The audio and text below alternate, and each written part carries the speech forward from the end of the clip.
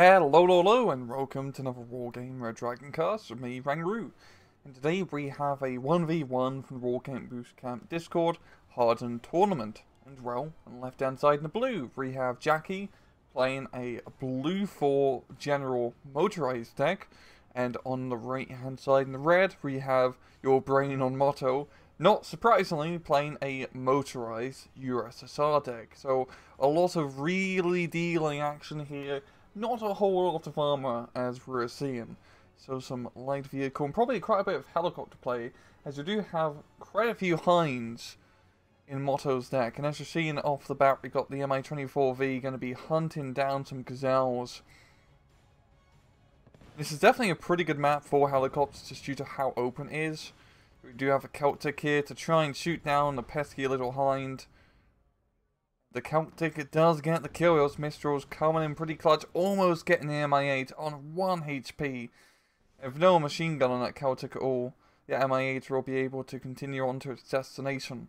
So it seems like he's gonna just land where he is right now, just to be on the safe side. Moto Brain is going for a very aggressive push in Foxtrot with a whole lot of Zalos and some infantry. I believe those are Moto Streckleys in BTR 90s. So very heavy push over here into Foxtrot. Could be very lucrative as it's a plus 2 point sector. I was about to say it's good for him because he's playing a motorized deck. He can play in a town, but well, Jaki's motorized as well. But the classic Kurnas knocking out quite a few of those transport vehicles, yeah. And all we have are some Norland Jaegers. Try and hold him off the Spetsnaz Gru. Actually forming up into one massive Gru. Yeah, Norland actually doing a very good job of holding off. I do forget they have recoilless rifles with them. Not a terrible unit, all things considered. That's just going to be enough to slow down that push for a little bit. If you actually look at the rest of the map, because this is a rather large map, Charlie and Alpha pretty much going to either side, and Delta is definitely more heavily invested here by Jaki, managing to get into the main town position. Though he does have the advantage because it is on his side of the map.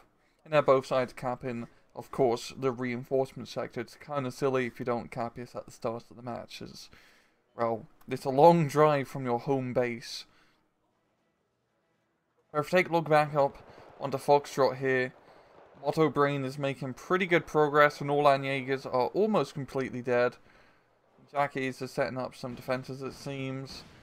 A manpad up north probably tried to deter any helicopter tomfoolery.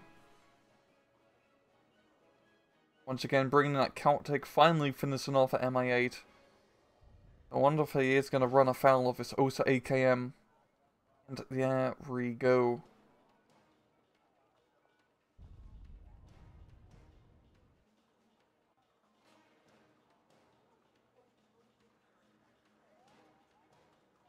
Jaki going to be sneaking a little bit into Delta here, some Commandos powers. Model Strackley have been pretty badly beaten, so he should easily kill him out. It definitely feels like this is going to become either a north side, south side fight, with Jaki pushing pretty heavy down south, while Moto is trying to push heavy up north. So it's going to be a question of if Moto can keep up this momentum up north, because this is rather close to Jaki's spawn point. Pretty easy for him to keep up the fight, while Moto has to do the whole long run down the road here. And oh, watch out, a Swedish but transport truck. Just running along in the middle of the field. He ran afoul of a Cock and M missile, which will definitely do a rather large number on the majority of vehicles in game, including the Swedish party bus. Paratroopers and commando powers as well. We've still got the Spetsnaz Gru, which are definitely the elite force in this fighting compartment here for Moto Brain. The VDV-90s just being brought in, but nowhere really near the current action. The BTR-90s coming in clutch, with of course a grenade launcher and autocannon. Another Kurnas strike. There's no longer any Russians in that forest anymore. Those Israeli bombers are pretty deadly. Jaki does have a pretty good control down south. I mean, he's managed to sneak into Charlie here with some sappers and SAS. And the AMX-10s, of course, not heavy tanks by any stretch, but in a motorized fight, these are pretty tough customers. Managed to knock out one of the BTR-90s. The model Shrekley's doing low in the nick of time, and here comes the VP to try keep those AMX-10s at bay.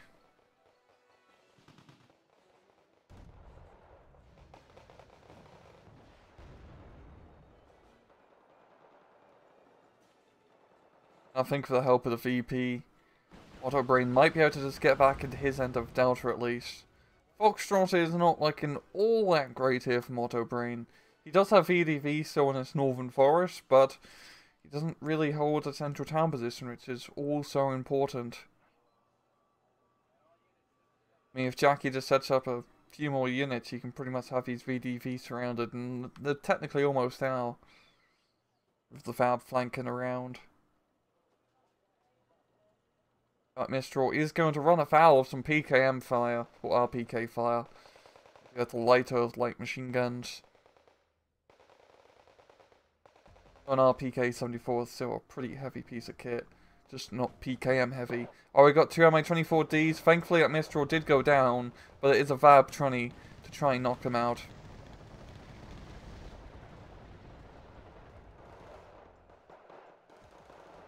The Hinds are going to be able to unload probably some more Spetsnaz. Indeed. Be interesting to see how these Hinds do from now on. He definitely needs firepower here in Foxtrot to make this work. Is he going to try and bomb the Hinds, or is he just... Hope he's trying to bomb the Hinds. What the hell? What? What? I've never, in my hundreds of hours of playing this game, I have never seen that bug. The Hind just decided to get launched into the stratosphere, yeah. What the hell? Well, at least he's fine. Definitely avoided that bomb and run. But that Kernet strike was actually pretty inaccurate. Unless he's trying to micro to hit two things. The Hinds are still alive. Oh, they did lose the Spetsnaz, so it was pretty accurate for the Spetsnaz at least. Yeah, the northern push is just not really looking good here for Moto Brain. Down south, it's also not looking good here for Moto Brain. Jaki's pushing him pretty, well, I'd say hard. He's just doing light skirmishes, really. But he's making much better map control progress. The BTR 1790s are really gonna, well, the BTR 90 now. It's really all that's left to hold back his advance and hold it back at Sao.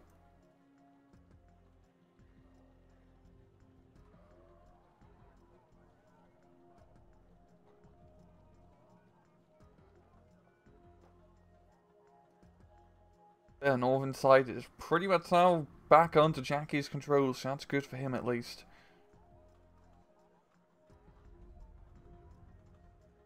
Now Moto Brain is going to be forced to fall back. He really does not have many ground forces here over in India, just really a mortar and a supply trucks. Gonna come down to the Hinds, but Jaki's ready. He has that Celtic up and running. And he manages to shoot down both Hindies here. Really impressive. I mean, that Celtic has been real MVP of this match so far. Shooting down the V, the Mi-8, two more Hinds. Not a good day to be a Russian attack helicopter pilot.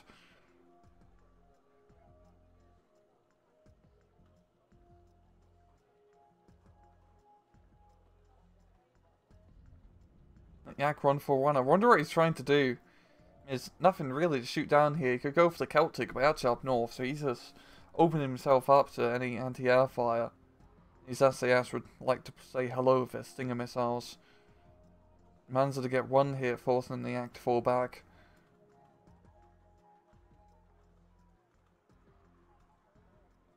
Yeah, things have almost evened out, really. Jaki's still in an advantage map control-wise. He's pushing into Charlie. If he can really just secure Charlie and just hold on to his area up north, it should be pretty easy to hold northern area once you deal with that initial rush. Is you can just hold on to his town and just shoot anything that tries to cross over in the open field. It's not that difficult, really. Charlie would be the real big meat and potatoes, because this is like +2 sector. Now Moto Brain is starting to reinforce quite a bit more of Moto Strecklys and more BTRs. It's gonna come down to the BTR 90s, of course, without deadly grenade launcher. I mean, really, you can make so many things better if you just slap a grenade launcher on top of it. Especially if it's an automatic run. Another cone airstrike being brought in. No anti-air nearby also. Yeah, well, there's an Igler in, but not really going to do all that much.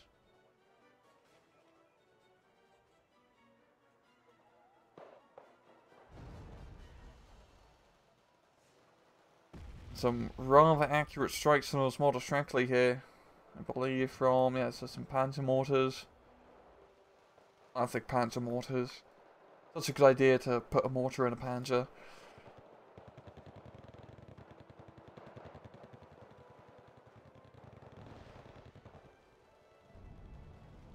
Moto Brain's definitely relying pretty heavily on his helicopters to do the work, but once that Celtic gets reloaded and comes back around... No, it's already there.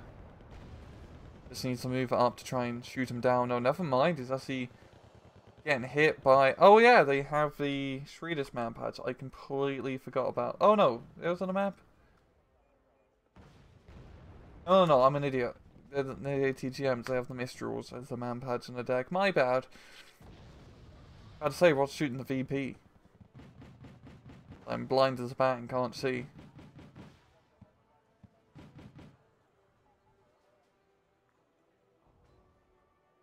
But anyway, Moto Brain is slowly getting pushed out. His infantry is just not fair in that row. Which is one of the problems with USSR motorized, is that row. Moto Streckley, alright. They're not the best in terms of infantry options, especially compared to the vast majority of Blue 4 units that you can pick. The lovely thing about Blue 4 General, they just have so many options of infantry and just units. That's why it was such a powerhouse back in Airline Battle, because you could nerf one unit, but there'd be another one that could take its place. And you can't nerf them all, because then you'd make the nascent decks pretty bad. And once again, the AK-141 going to be flying very close towards the enemy front line here. He has to try to ward off any Kern strikes, but he probably want to fly it a little bit more towards the back so it just doesn't get man-pad by Mistral. Yeah, Charlie is pretty much, well, technically under Jaki's control. There's no Red 4 units inside the sector, as Moto Brain has been forced to fall back here. As he bring up a tank at T-55. One of the few tanks you do get, but in this sort of matchup against AMX-10s, it is a rather even fight at least. But yeah, the ATGM definitely helps out quite a bit. You like how Russian tank doctrine during the Cold Wars. Yeah, we just need an ATGM and everything. APCs, tanks, helicopters, infantry. I mean, if you carry it, why not have it?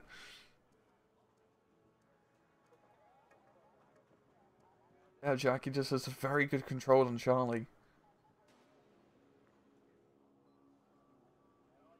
Even got some helicopters of his own, of the classic Lynx A87s. He's got a nice and, not slow, but pretty decent +2 point advantage because of the Alpha CV being captured. This is, and also Foxtrot as well in India has been captured up north as both sides have reinforced their areas a bit. There's still not a whole lot here from Moto Brain, just a 180 GM unit and a Moto Streckley in the Northern Forest, but, well, I don't think any attack on either side is wanting to attack up north, so they're just going to leave it be. The real fight is just coming down to Charlie here. Moto Brain is bringing in quite a few reinforcements, some AA to get a bit closer as well as some reconnaissance. It's just going to be about, will he have enough to actually push on through and capture the point? You only have some Gervermans and some SAS. It's not a whole heap of heavy ground units here. So he still has a good chance of pushing them out. I mean, most of the forces are back here in Delta, and that's the more secure crossroads position here for Norland Jaegers, which are now finally being brought up. And they'll be in a pretty good defensive position if they get into that factory complex. It's even... yeah, it's a factory. It's like a warehouse district. It'll be more technical, I'd guess. More accurate.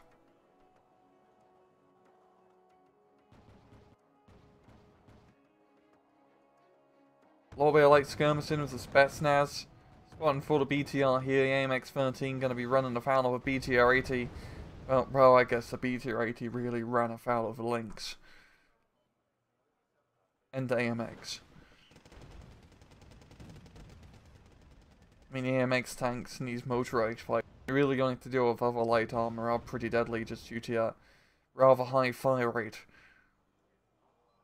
Rootin, tootin, 6-barrel or 6-cylinder gun.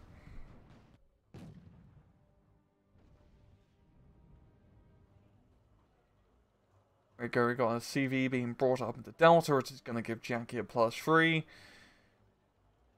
Yes, it's really not looking good for Moto Brain. He can't really get a CV anywhere, really.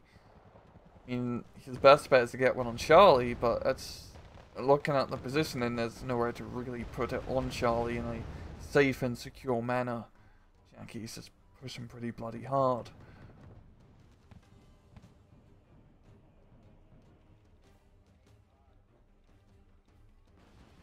Igla is just trying to hit the Lynxes, but not getting any hits. Lars is going to get some pretty good hit show on that rather clumped up Russian force.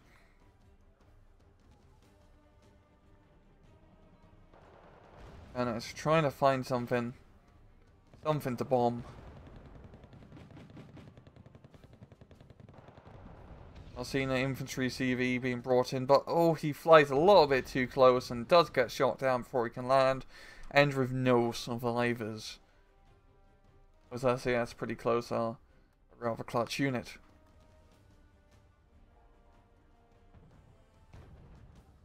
Panzer mortars are going to be firing array. Yeah, it's just isn't really looking good for Moto Brain at this point. We got Recon Leopard along the south of Charlie here, getting long range shots. T-55 hasn't been able to get into any good engagements.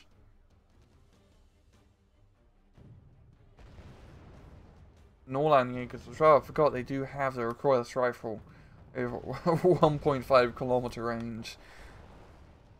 It can pretty much knock out most armor to try to cross this open field.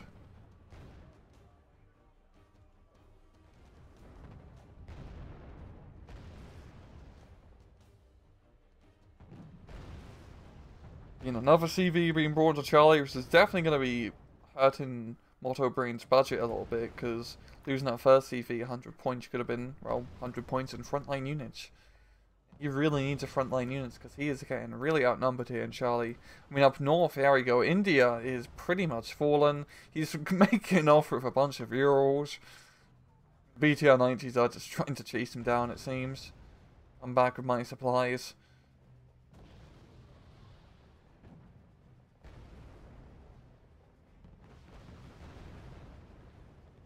There goes the Urals. I think, yeah, ammunition would be incompatible, but I guess they'll find a way to make it work. Kernat's coming in for another devastating strike. UAZ does live, however. But a Lynx AH-7 still has a bunch of rockets. Probably with that UAZ's name on it. There we go. Great aggressive strike. Yeah, for +5 from Jaki, this is pretty much going to be a GG from Moto Brain. EP coming in to avenge him off, but yeah. They're not a great match for Moto Brain. I think USSR motorized just isn't really that great. The infantry, which is really the big deal with motorized, is not the best, especially compared to just the entirety of, you know, a Blue 4 General motorized, where you have so many lovely options to pick from. I mean, the initial helicopter play did not help him out, losing so many helicopters to the Gazelle, because he was definitely rather, you know, invested quite a bit in the Hinds during that match. Now, Puss and Foxtrot could have made a little bit better progress, but yeah, it just didn't go that great in a rather standard 1,000 kill difference between both sides. But yeah, it was an interesting play, seeing both sides play motorized. I do quite enjoy seeing more lighter vehicle and infantry and helicopter play compared to heavy tank fights that you usually see. I like the mobility, and that map is a pretty good mobile warfare map. You choose just the large size of it. I do like how it's one of the few maps that actually does bridges really well, as it doesn't off the way you attack the enemy. It just intersects in the northern and southern end of the map, and that just makes it look more interesting and does a good job of sectioning the map off into different, rather distinct sections. But Jaki just played that really well. The Kernas strikes were on point. He's Gazelle Celtic. I would love to see exactly how much it killed, but it definitely killed quite a goddamn bit. And of course, our Blue 4 infantry is bloody deadly. And, well, I don't think I have too much else to say about this one. So this has been another Rangru cast. I hope you guys enjoyed it. And as usual, please just take it easy.